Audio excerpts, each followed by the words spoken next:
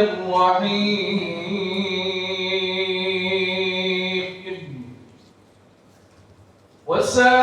وسارعوا إلى مغفرة من ربكم وجنة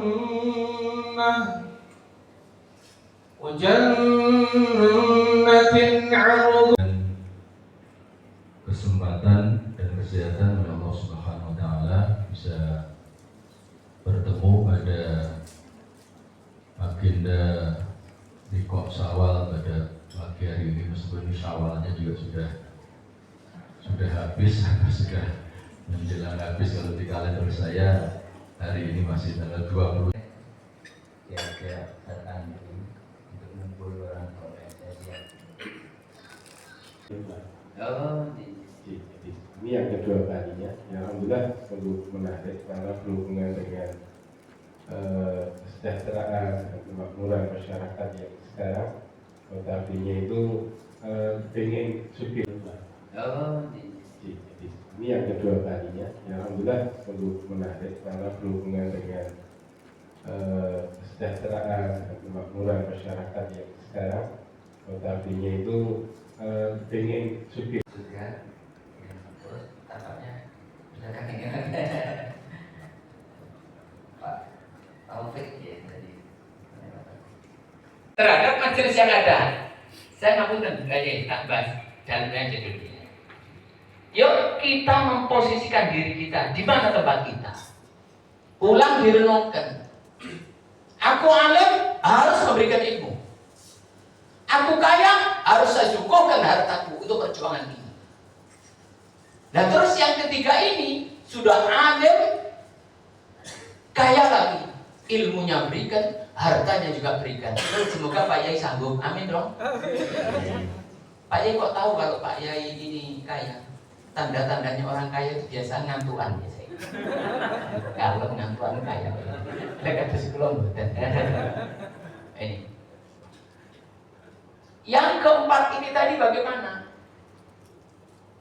Sudah miskin, goblok lagi.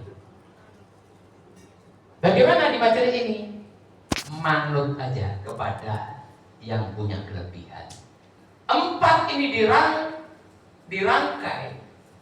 Insya Allah majelis ini akan jadi majelis percontohan di dunia. Tangan jamaah sekalian. Makanya tolong dikabari, saya mendukung dengan majelis ini. Tolong jangan dibatasi. Ini umat Islam harus tahu majelis ini luar biasa. Tepuk tangan dong. Tadi saya sedikit memberikan gambaran. Pak Yai tadi sampaikan oleh MC. MC-nya agak lebay juga ya. Lebay bagaimana Pak Yai? Tanya Pak Yai mulisin korek nasional, mubalek nasional begini. Wah, ada saya informasi dari Mas Andri nih Pak Yai. Saya memang keliling dunia saya. Ya, kemana-mana saya. Saya bertahun-tahun sudah mulai tertata. Namun akhirnya ya biasa itu tadi. Saudara kita seberang itu yang kurang ajar kadang-kadang. Dibantu di ini, dibantu di ini. Tempo hari mereka sudah tertata, ada salah satu pulau antara Batam dengan Tanjung Pinang. Itu muslim semua. Sekarang pintu gerbangnya sudah salib saat ini. Kenapa? Karena ya itu tadi sudah. Wis miskin, goblok. Akhirnya sekarang kita fokus ke sana. Makanya saya sampaikan saudara-saudara saya yang saat ini memang tadi ditakdirkan wis kapopo goblok, cuma ini kaya saya. Berjuang melalui harta benda. Yuk kita garap. Garapan kita masih banyak sekali. Berikutnya jamaah yang saya muliakan, nuwun sewu, masalah tatanan negara Indonesia lagi ruwet saat ini.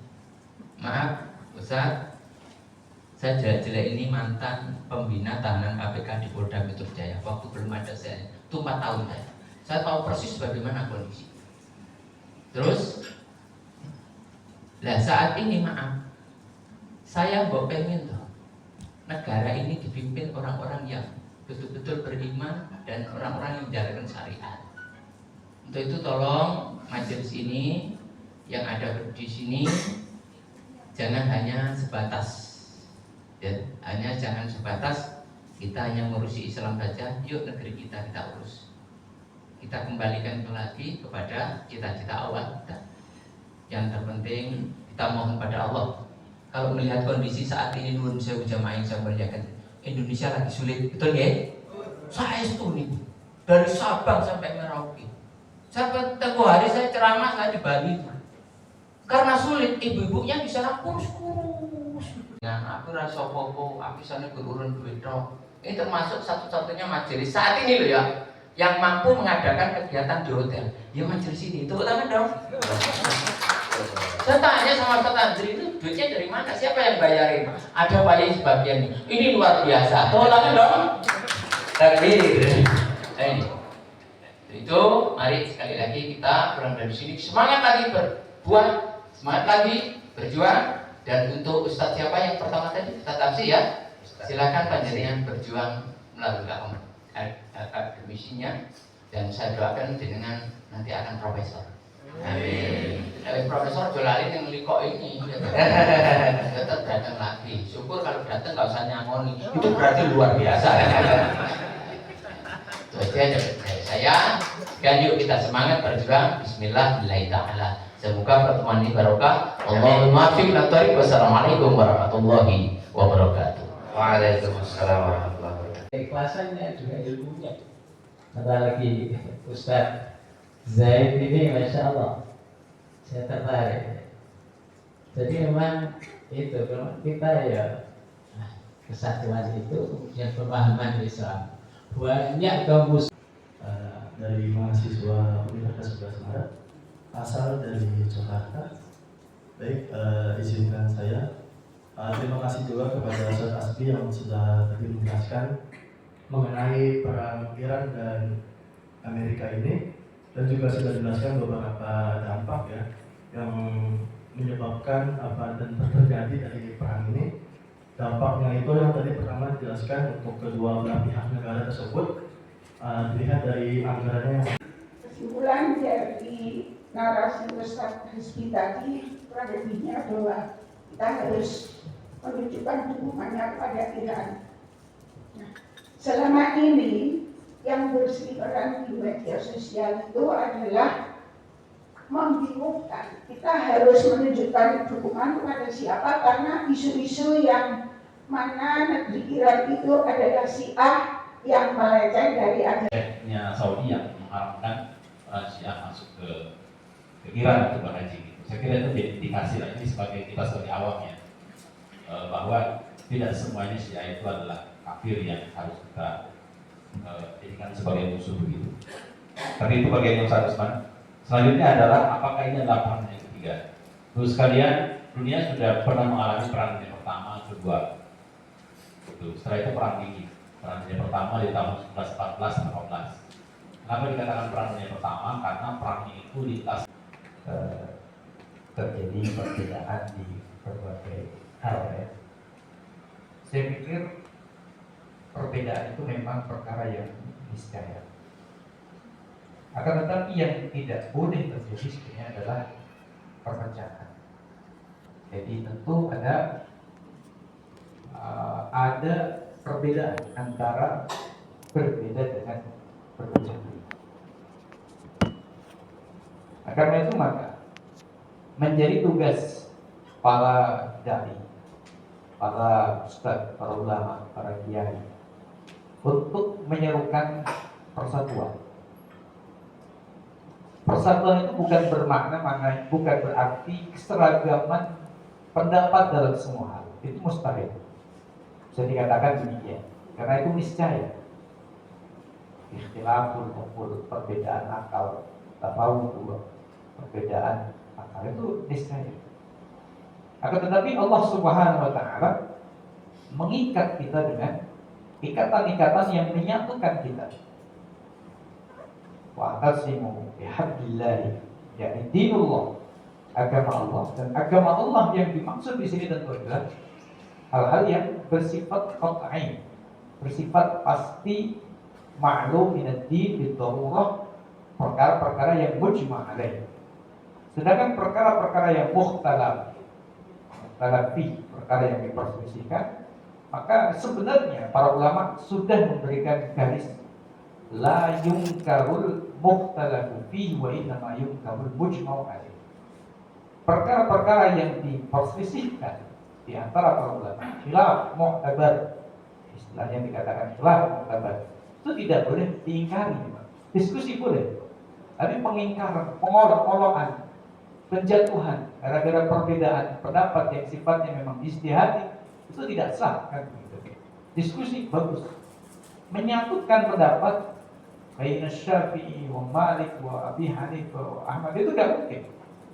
Mereka punya usul fikih yang dalam beberapa sisi berbeda, sehingga tidak mungkin disatukan dan memiliki hasil ijtihad yang juga berbeda, dan itu dampaknya panjang ke bawah, ke masyarakat para pengikutnya, para imam yang berada di bawahnya. Itu baru antara sunni dengan sunni, begitu ya.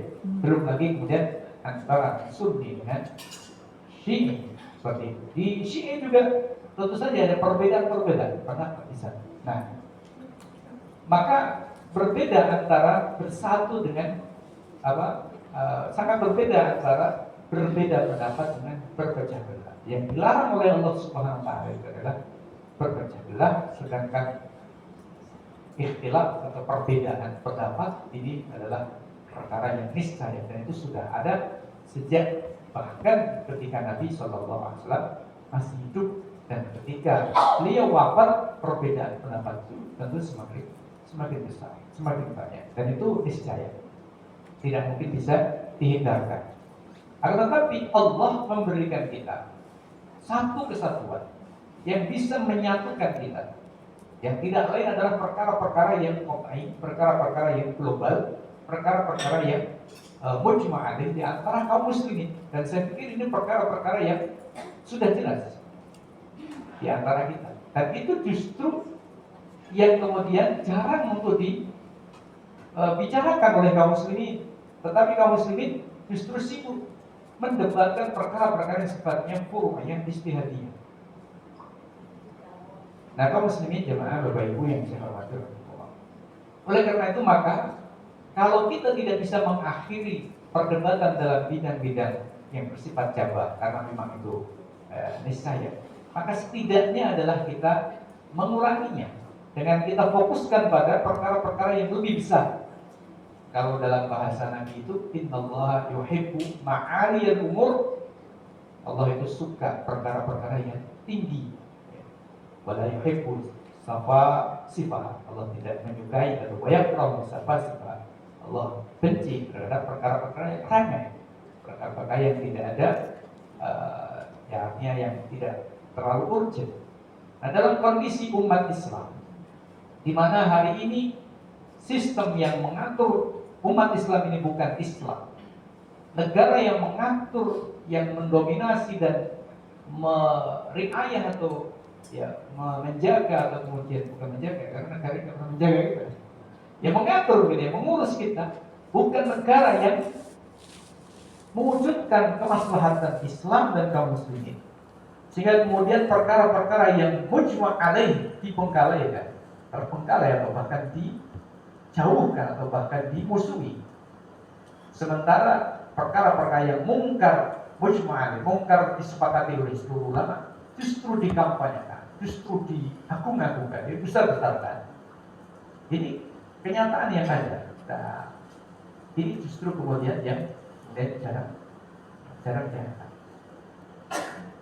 Kaum muslimin jemaah Bapak Ibu yang saya hormati, karena itu maka sekaligus menanggapi beberapa pertanyaan ataupun beberapa pandangan tadinya, bahwa kita hari ini di saat kondisi kaum muslimin ini didominasi oleh kehidupan yang sekularistik, kehidupan yang liberalistik, kehidupan yang jauh dari Islam, maka seharusnya kaum muslimin ini menyatukan pandangan dalam perkara-perkara yang memang mereka bisa bersatu karena mujma' disepakati.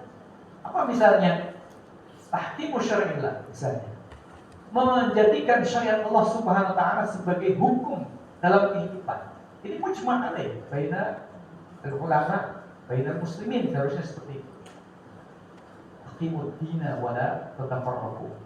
Itu firman Allah Subhanahu wa taala. Tegakkan agama. Dalam artian sesuatu yang mujma', sesuatu yang qat'i. Wala tatafarraqu.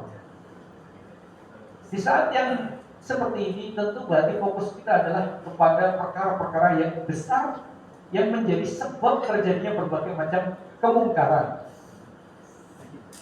Bukan kemudian pada persoalan-persoalan yang itu merupakan derivasi atau turunan dari perkara yang besar tadi. Sehingga yang kita fokuskan, yang kita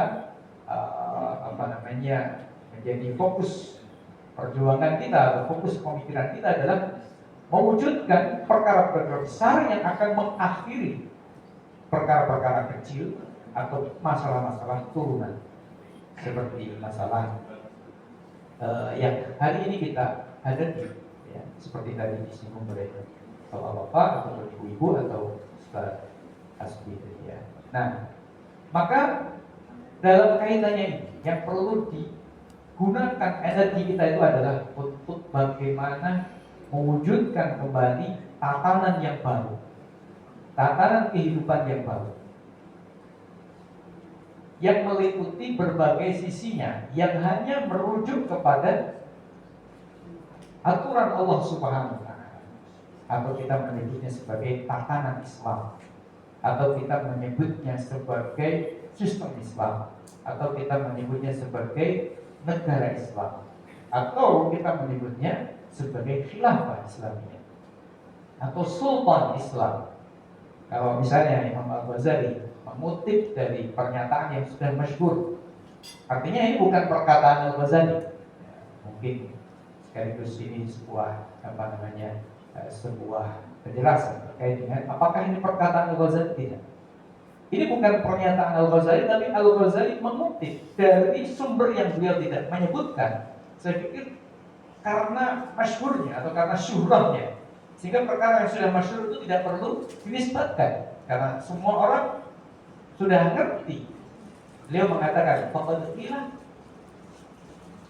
as-sultan wad-din aw aman. Sudah menjadi sebuah pemahaman bersama kira-kira seperti itu, bahwa kekuasaan dan agama itu ibarat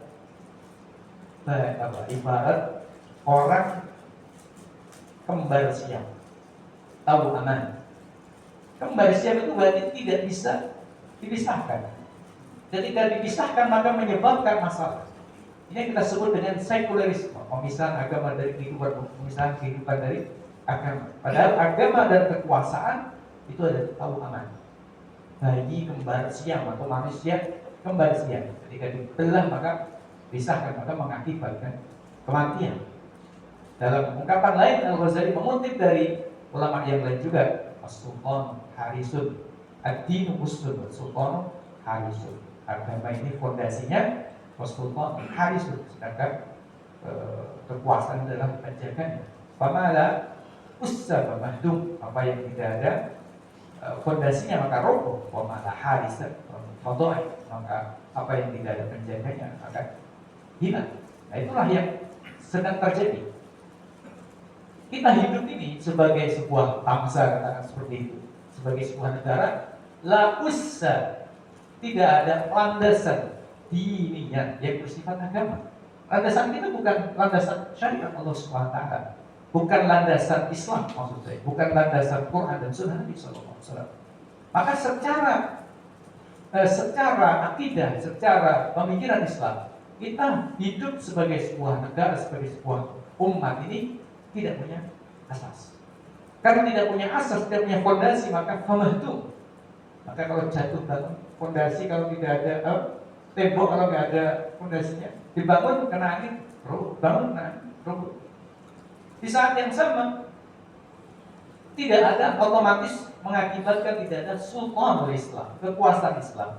Dan akibat dari tidak ada sultan Islam apa? Dha'i. Hukum-hukum Islam dha'i'ah. Ahkam Islam dha'i'ah.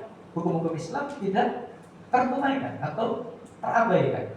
Sehingga banyaknya kejahatan. Apakah kejahatan pencurian, kejahatan perampokan, kejahatan seksual, zina dan lain sebagainya. Termasuk juga tentunya adalah homoseksual dengan gerakan LGBT yang mendunia, internasional, itu semua dari akibat apa? Kamu Islam, bahkan hukum-hukum Islam yang tidak ada, tidak diterapkan dalam kehidupan. Yang itu kemudian dampaknya ya masuk ke dalam segala aspek kehidupan. Termasuk tentu yang tidak boleh kita lupakan adalah bahwa keberadaan Palestina, Gaza yang hari ini juga masih berada di bawah kekuasaan Israel, dan Gaza juga hari ini masih juga meletus bomnya, kira-kira seperti itu. Ini juga dampak dari tidak adanya penyatuan antara Islam dan kekuasaan. Karena ketika Islam dan kekuasaan tidak disatukan, maka negara, pemerintahan, sistem itu tidak sedang melayani Islam dan kaum muslimin, tapi sebagaimana yang disampaikan oleh Dr. Hasbi tadi, sistem itu melayani kepentingan orang-orang tertentu, khususnya adalah kepentingan para kapital, para pemilik modal, atau para penguasa dan sekaligus juga para pengusaha. Jadi seperti itu. Oleh karena itu maka kita tidak perlu menyeragamkan atau menyamakan semua pandangan, itu tidak bisa. Tetapi yang perlu kita samakan adalah perkara-perkara yang niscaya dalam kehidupan, diantaranya adalah kembali kepada syariat Allah Subhanahu wa Ta'ala, adalah perkara yang niscaya. Oleh karena itu maka mungkin ini adalah kesempatan yang terakhir di kali ini. Sekaligus itu bukan sekali ya closing. Apa yang dilakukan oleh Iran hari ini membuktikan bahwa Amerika itu tidak sekuat yang kita bayangkan. Memang hari ini Amerika tetap menjadi negara yang kekayaan atau anggaran negaranya, APBN negaranya sangat besar sekali, khususnya untuk militer, mengalahkan hampir semua negara. Akan tetapi kita umat Islam punya keyakinan bahwa kemenangan itu bukan semata-mata di kekuatan militer, tapi Nasrullah, pertolongan Allah itu di luar itu semuanya. Kemudian yang kedua, apa yang terjadi hari ini, perang hari ini, di mana kita tahu bahwa perang antara Irak dengan Amerika dan Israel ini memang tidak ada kaitannya secara langsung dengan Gaza atau Palestina, sehingga kita tidak bisa berharap bahwa dengan menangnya Iran ini kemudian otomatis Gaza akan dibebaskan, karena memang secara umum bisa dikatakan bahwa Iran tidak memiliki kepentingan secara khusus, bukan tidak membantu, jangan sampai salah paham ya. Iran tidak punya kepentingan secara khusus, bukan berarti tidak membantu. Iran tidak memiliki kepentingan secara khusus dan agenda secara khusus untuk membebaskan kembali Palestina, tidak punya. Karena kepentingan Iran adalah sebagai negara bangsa, meskipun menganut wilayatul faqih, menganut sistem kesyiaan, tapi sudah dimodifikasi sebagaimana perkembangan zamannya, karena memang wilayatul faqih yang asli ya tidak demikian. Tetapi secara garis besarnya bisa dikatakan bahwa ya Iran berjuang untuk kepentingan nasionalnya secara umum seperti itu, dan tidak punya agenda secara lebih spesifik untuk menghancurkan atau menghilangkan Israel dari bumi Palestina. Andai kemudian Iran menang, kemudian bisa menghancurkan Israel dari Palestina, maka kita tentu saja bersyukur kepada Allah Subhanahu wa Ta'ala dan berterima kasih kepada Iran. Akan tetapi harapan terhadap Iran secara pemikiran, secara pandang politik, secara kenyataan itu tentu saja sulit untuk kita jatuhkan kepada Iran, karena secara kepentingan Iran tentu tidak memiliki kepentingan secara spesifik. Untuk 9 itu adalah sekutu utama Israel dan Amerika di Timur Tengah. Bahkan sebelum 1979 itu ada proyek kerjasama pipa minyak antara Israel dan Iran. Jadi dan sebelum 1979 ya Iran itu sudah Syiah. Dan Imam Khomeini itu sudah ada waktu. Bedanya adalah sejak 1979 kemudian Iran menjadi rezim Islam, dan kemudian akhirnya putus hubungan dengan Israel dan Amerika secara formal. Tapi setelah itu 1980-an dalam perang Iran-Irak itu Amerika juga mensuplai Iran dengan senjata sebetulnya. Dalam perang menghancurkan Taliban 2001, Iran, Rusia, dan Amerika bekerja sama untuk menjatuhkan Taliban. Dalam perang melawan ISIS 2014 juga Iran bekerja sama dengan Amerika Serikat dan Amerika Serikat tentunya khususnya ya untuk memerangi ISIS. Artinya apa? Ini murni pertarungan politik antar negara. Jadi Bapak Ibu jangan berharap ya, jangan menganggap Iran bisa menghadapi Amerika kemudian Iran itu satu-satunya harapan. Karena ternyata Iran juga pragmatis ya, pragmatis. Dan juga dalam banyak hal masih menganggap Amerika itu bisa diajak kerjasama. Dan saya kira itu tidak bisa kita harapkan untuk bisa menunjukkan Amerika Serikat. Nah, ketika Iran mendukung para pejuang Palestina, Iran juga bukan satu-satunya negara yang mendukung pejuang Palestina. Qatar juga, Hamas ada di Qatar, Turki juga banyak mendukung Hamas. Kemudian Libya sudah juga banyak mendukung para pejuang Palestina. Artinya kita jangan juga mengistimewakan Iran bahwa Iran salah satunya, bukan. Karena sumber-sumber bantuan senjata para pejuang Palestina bukan hanya dari Iran, tapi juga dari negara-negara lain. Cuma yang menjadi poin permasalahan kita hari ini adalah apa yang membuat umat Islam hari ini bermasalah. Jadi kita tidak hanya melihat apa yang terjadi di Palestina sekarang. Di India hari ini, India itu mayoritas Muslim kedua terbesar setelah Indonesia. Bahkan ada yang mengatakan sudah sebentar lagi melampaui Indonesia. Tapi kondisinya sekarang mereka dikejar-kejar. Makan daging sapi mereka akhirnya hanya karena bawa daging, makan daging sapi mereka harus kejar-kejar, harus dipukul dan disiksa. Kondisi Muslim di India saat ini sudah sangat-sangat luar biasa buruk. Di Xinjiang, Cina, berjenggot saja Bapak Ibu masih aman berjenggot. Di sana jenggot masuk penjara. Cina. Berpuasa tidak boleh berpuasa di sana, di Xinjiang khususnya ya. Di Xinjiang, orang makan sahur itu harus masuk ke kamar mandi. Karena kalau Ramadan, ada lampu yang nyala di rumah Muslim itu bisa dimasuki oleh polisi. Di sana ada patroli setiap sahur. Tidak boleh ada rumah yang menyala. Kalau ada rumah yang menyala itu artinya makan sahur. Kalau makan sahur berarti radikal, berbahaya dan harus masuk penjara. Nggak boleh ngajarin anak-anak ngaji. Kalau ada anak-anak di sekolah terus ditanya sama gurunya, di rumah belajar apa sama bapak ibu, ngajar ngaji, bapak ibunya masuk penjara. Belum lagi Rohingya Bapak Ibu sekalian, tangga kita Muslim Rohingya itu masih banyak yang terkatung-katung, tidak punya rumah, diusir, dibantai dan seterusnya. Artinya ini adalah persoalan umat Islam seluruh dunia, bukan hanya yang terjadi di Palestina. Dan kenapa begitu? Masalahnya tadi sudah dijelaskan, kita tidak ada persatuan. Bahkan kita harus iri sama orang kafir, karena mereka malah sebaliknya, mereka bersatu. Dalam perang Iran mereka bersatu. Dalam perang melawan menghancurkan pejuang Gaza mereka bersatu.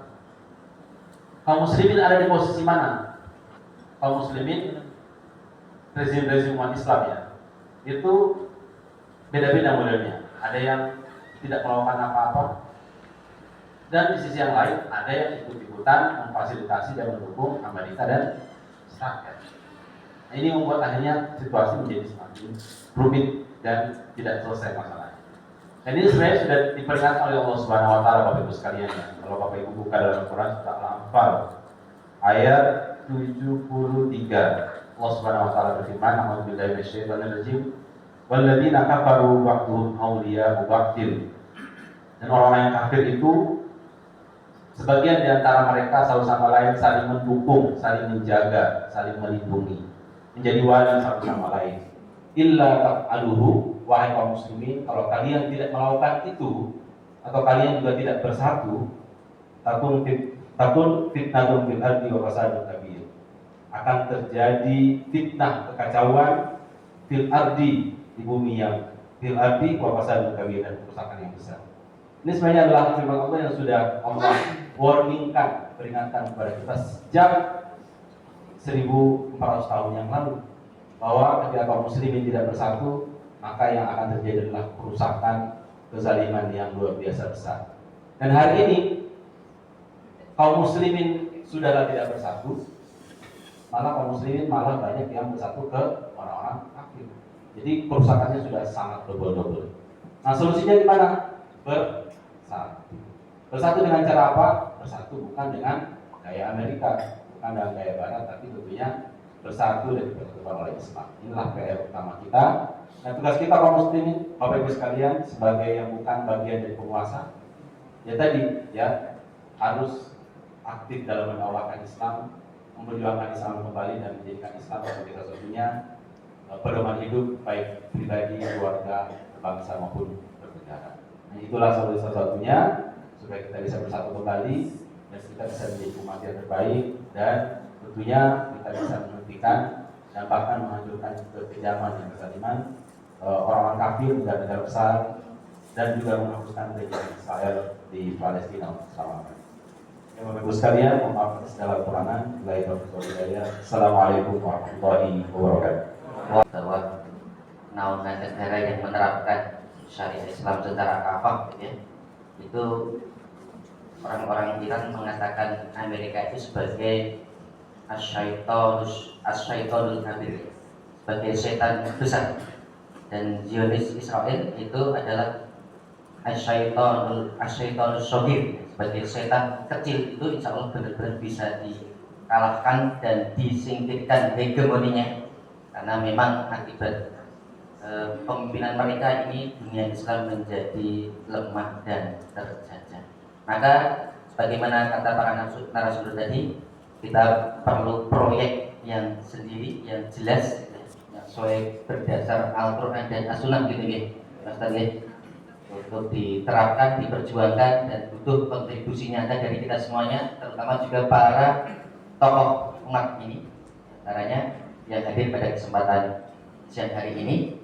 Dan alhamdulillah Majelis Islam Kafah Surakarta itu mengadakan acara rutin bulanan istimewa ulama dan tokoh setiap bulan. Itu nanti insya Allah untuk pertemuan selanjutnya akan diinformasikan oleh para panitia. Jadi diharapkan Bapak Ibu sekalian ini bisa rawuh kembali ya, untuk mendukung, mendoakan, support ya, Majelis Islam Kafah Surakarta, agar supaya kegiatan-kegiatan kita semakin besar dan juga mendapatkan ridho Allah Subhanahu wa taala. Amin. Dan saya mewakili dari panitia mengucapkan matur suwun, jazakumullahu khairan katsiran atas kerawanan panjenengan semuanya. Insya Allah akan dibalas oleh Allah dengan pahala yang melimpah.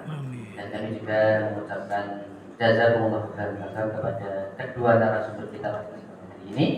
Semoga ilmu panjenengan semuanya mendapatkan pahala yang berlimpah juga dari Allah SWT. Amin. Baik, Bapak Ibu sekalian, rahmatullah, akhirnya kita sudah sampai di penghujung acara. Sebelum kemudian kita tutup, marilah kita akhiri dengan berdoa kafaratul majelis atau untuk majelis secara bersama-sama. Subhanaka Allahumma.